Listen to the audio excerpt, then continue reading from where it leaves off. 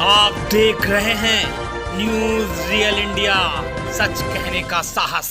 मुंबई नगर क्षेत्र के लोग ये कहते हैं कि मैं शहर की ओर जा रहा हूं। ये एक बहुत बड़ा दुर्भाग्य है। जब इस शहर के बारे में सोचना चाहिए कि जब हमारी पूरी सरकार, पूरी मशीनरी ये सोचती है कि गांव से शहर की ओर पलायन न हो, तो आज इसी कानपुर शहर का एक पार्ट होता है जिससे हम शहर की ओर बात करते हैं, क्योंकि वहां पर हमारे पास कोई बेहतरीन हॉस्पिटल्स नहीं है, तक नहीं है।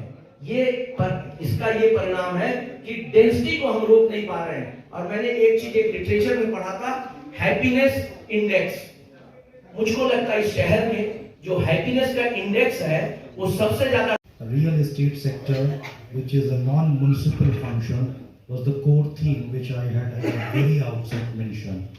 It's very easy to go haywire, to mess with things and to club every aspect of society into one unified, debate. It's very important to be very clear what we are talking about in a particular seminar. So that's what it was all about. If you had clearly gone through the fourth theme, which was innovation and startup in the non-tech areas, you would have realized it was such an umbrella session when experts were serving the so-called disabled or spatially abled, which we now realize they were represented by one of our esteemed member. Different topics like women empowerment also came.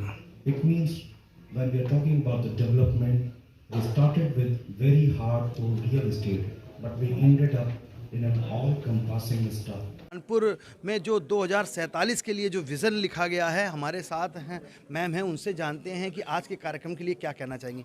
Ma'am क्या कहेंगी आज के कार्यक्रम के लिए? पहले तो मैं धन्यवाद दूंगी कमिश्नर सर का और KDABC सर अरविंद जी का। It was a very well manage program and सबसे अच्छी बात थी कि डिफरेंट सेक्टर से जो लोग आए थे उन्होंने बहुत रेलेवेंट पॉइंट्स पुट अप करे। तो 4 पैनल डिस्कशंस थे, 2 अर्बनाइजेशन पे थे और 2 स्टार्टअप और इनोवेशन पर थे। तो सब ने अपने व्यूज़ दिए कि कैसे हम कानपुर के लिए क्या विजन होना चाहिए, क्या हम आज से प्लानिंग में लाएं कि वो 25 साल में एक रिज़ल्ट के रूप में बाहर निकले। So there were discussions around these. So मैं एक पैनल में थी जिसका इनोवेशन और स्टार्टअप्स, क्योंकि मैं 30 साल से एजुकेशन सेक्टर से रिलेटेड हूँ, तो बच्चों के साथ मेरा रहा है इंटरेक्शन।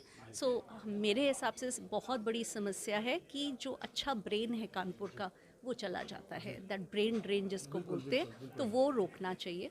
उसके लिए इनोवेशन और एंटरप्रेन्योरशिप को बढ़ावा देना चाहिए। मैम एक सवाल, जब लगातार चूँकि एजुकेशन की जो बात की जाए, लगातार एजुकेशन सेक्टर, क्योंकि कानपुर पहले एजुकेशन हब हुआ करता था, अब चीज़ें बेहतर नहीं हो रही हैं, इसीलिए इनोवेशन की बात हो रही है। तो मैम क्या नया होना चाहिए चैनल के माध्यम से, क्या लोगों तक मैसेज, चूँकि आम लोगों तक चैनल पहुँचता, दर्शक देखते हैं, तो क्या इनोवेशन वो लगातार करें, क्या स्टार्टअप करें, इसके लिए क्या कहना चाहेंगे? देखिए, स्कूल लेवल से ही एक टिंकरिंग लैब, जो अपने भारत सरकार का एक पहल भी है, वो टिंकरिंग लैब होना चाहिए स्कूल्स में, ताकि अगर एक स्कूल के स्टूडेंट को क्लास स्टैंडर्ड 8, 9, 10 के अगर उनको कोई आइडिया आता है, कई बार ये बड़े अमेजिंग आइडियाज़ होते हैं बच्चों में, सो वो ज़रूरी है। उसके बाद पूरा एक इकोसिस्टम हमें डेवलप करना पड़ेगा शहर में, जहाँ पर कॉन्फ्रेंसेस हों, केस स्टडी डिस्कशंस हो, फोकस्ड ग्रुप डिस्कशंस हों, राउंड टेबल्स हों इन्हीं टॉपिक से रिलेटेड। और हमारे पास तो IIT है, हमारे पास GSVM है, हमारे पास CSA है, हमारे पास कॉलेजेस की कमी नहीं, बस सबको इकट्ठा करके, जैसे एक हैदराबाद में है टी हब करके, एक इकोसिस्टम हमें वैसा तैयार करना है जहाँ पे लोग नई चीज़ों की बातें करें। अब एक और भारत सरकार का एक इनिशिएटिव था, स्मार्ट इंडिया हैकाथॉन, अमेजिंग, बहुत ही इनोवेटिव प्रोग्राम है। वो हमें सिटी लेवल पर, मैंने कमिश्नर सर को रिक्वेस्ट भी किया, अपना सजेशन भी दिया है कि हमारे को एक वेबसाइट क्रिएट करनी चाहिए और कंपटीशन हर साल करना चाहिए, जिसमें हर डिपार्टमेंट अपनी प्रॉब्लम्स डाले और स्टूडेंट्स यहाँ के कम्युनिटी उसको रिस्पॉन्ड करे। तो उससे क्या हो जाएगा कि उनको एक एक को रिलेशन बनेगा कि ये मेरे कानपुर की प्रॉब्लम है और मैंने इसके सलूशन के लिए काम किया, तो आप उनको ठहराओगे यहाँ पे। बहुत तरीके होते हैं जब आप ब्रेन को ठहराते हो शहर में। सो ये दिमाग हम बड़ों को लगाना है।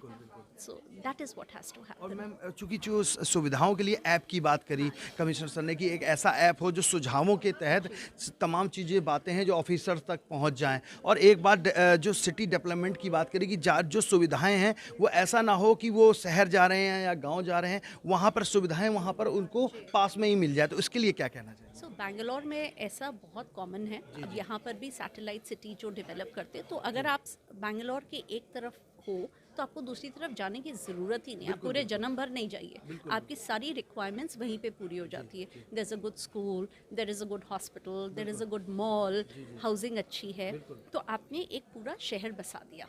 तो ऐसे ही हमें कानपुर को करना पड़ेगा कि हमारे को कानपुर एक कोने से दूसरे कानपुर आने की ज़रूरत ना पड़े। अब जैसे साउथ का जना है, साउथ कानपुर को इधर आना पड़ता है एक मूवी भी देखने के लिए या शॉपिंग करने के लिए।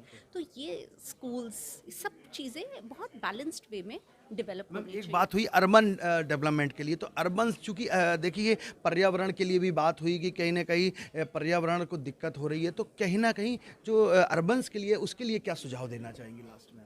नहीं, तो अर्बन डेवलपमेंट जब हम बात करते हैं तो हमें ये समझना है कि गांव के लोग शहर आते हैं, अब शहर के लोग दूसरे बड़े शहर में जाते हैं, तो जो जहाँ पर है वहीं पे ग्रोथ हो ताकि वो वहीं पे ठहर जाए। मेरा मानना है ये होना चाहिए, बिल्कुल। तभी तो आप वहीं की पॉपुलेशन को वहीं रोक पाओगे। तो और जो हमारे कानपुर के इन्वेस्टर हैं, जो लोग हैं, वो अर्बन डेवलपमेंट के लिए क्या करें?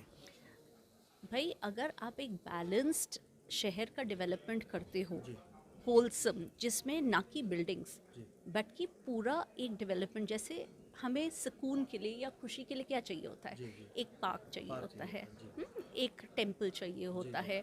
तो आपके पास हर चीज़ एक होलसम डेवलपमेंट के लिए आपके पास, उसमें जानवर भी आपके जो हों वो भी खुश हो, है ना, पक्षी हो वो भी खुश हो, इंसान भी खुश हो, बच्चा भी खुश हो, बुढ़ा भी खुश हो। तो आपको एक डेवलपमेंट ऐसा प्लान करना है। तो साफ तौर से मैम का कहना स्टार्टअप है और डेवलपमेंट है, उसको सभी को लेके चलना पड़ेगा, और कहीं ना कहीं सरकार पहल कर रही है और आपको भी आगे आना पड़ेगा। बने रहिए एनआरआई भारत के साथ। मैं अक्षांश चतुर्वेदी, कानपुर। रोल। नमस्कार मित्रों, आज जो कानपुर 2047 के लिए जो विज़न के लिए बात हो रही थी, हमारे साथ हैं कानपुर के उद्योग साथ आत्माराम खत्री जी हैं, और लगातार कानपुर के डेवलपमेंट में बहुत आगे से आगे रहते हैं। उनसे पूछेंगे क्या कहना चाहते हैं आज के कार्यक्रम के लिए। सर क्या कहना चाहेंगे? आज का कार्यक्रम बहुत सार्थक है। ये देश शहर के लिए बहुत अच्छी पहल हो रही है। ऐसे कार्यक्रम कभी भी पूर्व में नहीं हुए। इससे निकल के निचोड़ आएगा कि क्या क्या चीज़ें और बेहतर हो सकती हैं, और ऐसी मीटिंगें और भी होंगी मैं समझता हूँ। उसके पश्चात ही पता चलेगा कि इसमें और बेहतर क्या हो सकता है। सभी के सुझावों को इन्होंने आमंत्रित किया, सभी ने अपने सुझाव दिए हैं, अभी और भी बैठकें होंगी, उन सुझावों को सब ये समायोजित करेंगे। उसके बाद जो परिणाम निकलेगा पता चलेगा। सर एक ड्रीम प्रोजेक्ट के लिए भी बात हुई मुख्यमंत्री जी के बिठूर में, उसके लिए क्या सोचते हैं? क्योंकि एक बात और भी आई कि नए सिटीज़ को बनाना चाहिए, तो क्या कहना चाहेंगे? क्योंकि आप तो लगातार नए डेवलपमेंट के लिए नई नई चीज़ों के लिए जाने जाते हैं, क्या कहेंगे? अभी इसके विषय में कोई विशेष जानकारी हमको अभी है नहीं। आ जाए पूरी जानकारी फिर इसके विषय में बात चर्चा करेंगे।